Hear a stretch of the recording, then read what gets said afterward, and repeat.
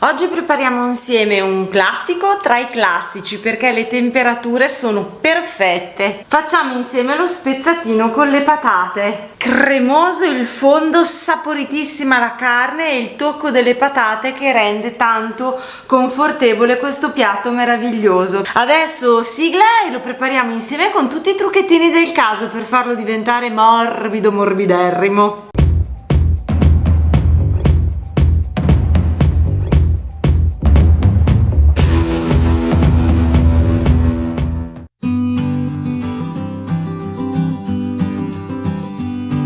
Prepariamo intanto le verdure che ci servono, quindi mezza cipolla e le patate.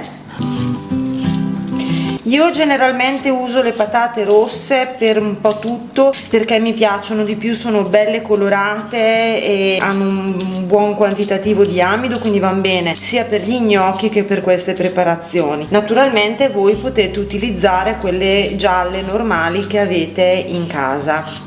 Una sciacquatina appena perché dobbiamo mantenere l'amido contenuto. Tagliamo a metà per il lungo e di nuovo a metà. Facciamo dei pezzi non troppo piccoli perché comunque dovranno cuocere insieme alla carne per circa una mezz'ora.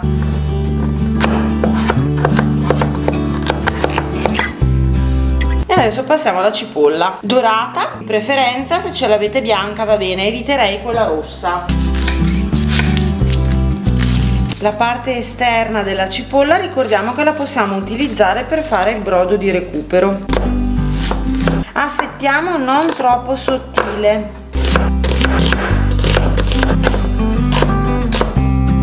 Per fare il brodo per il nostro spezzatino uso il mio dado di carne, vi lascio la ricetta alla fine di questo video, acqua bollente e semplicemente lo sciolgo.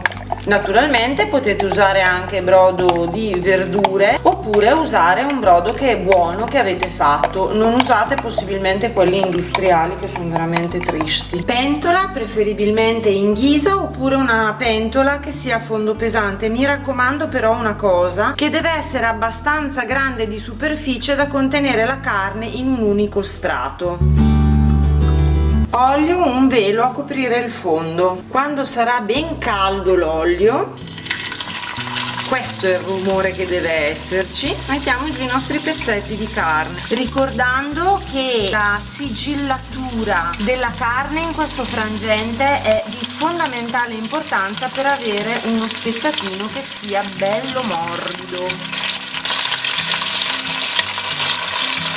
Cioè per ottenere la crosticina di sigillatura fatta bene dobbiamo lasciare fermo immobile la carne per un minutino almeno. Quando andiamo a prendere il nostro bocconcino di carne, così deve essere, con una bella crosticina fatta. A questo punto li possiamo girare tutti, mi raccomando fiamma bella vivace.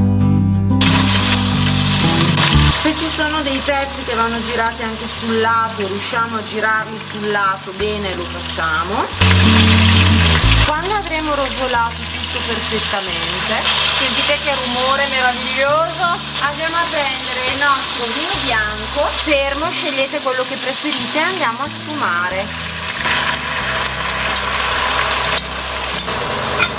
Facciamo andare fino a quando non sentiremo più l'odore dell'alcol. Il vino serve per bilanciare l'acidità con la parte grassa ovviamente dello spezzatino, quindi è bene usarlo. Bianco o rosso, vostra scelta. Quando non sentiremo più il profumo dell'alcol, la parte alcolica, abbassiamo la fiamma e aggiungiamo le nostre cipolle. Mescoliamo.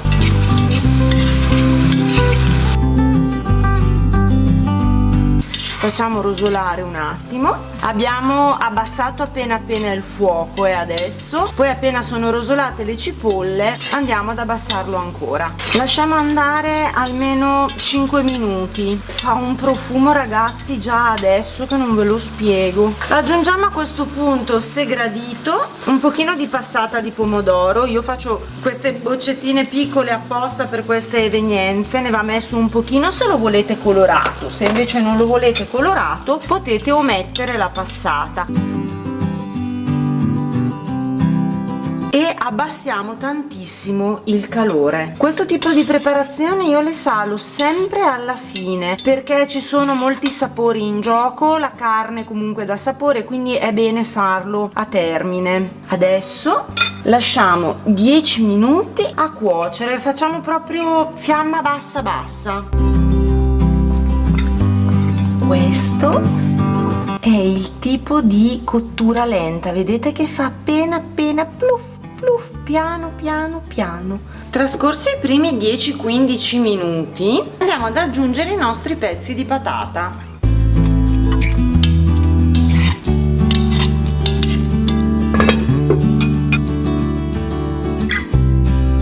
Di tanto in tanto naturalmente scoperchiamo, diamo un giro, una mescolata, controlliamo se ci dovesse essere anche bisogno di liquidi. Mi raccomando, in questo caso rimettiamo la carne a bagno perché sennò si secca e non va bene.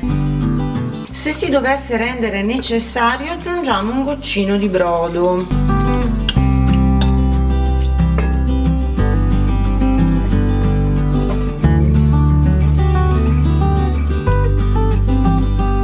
Andiamo ad assaggiare per sentire se è giusto di sale e secondo me è abbastanza giusto. Do giusto una macinatina di questo rosa, se gradito aggiungiamo anche un pochino di pepe. Al mostrino piace e quindi io glielo metto sempre.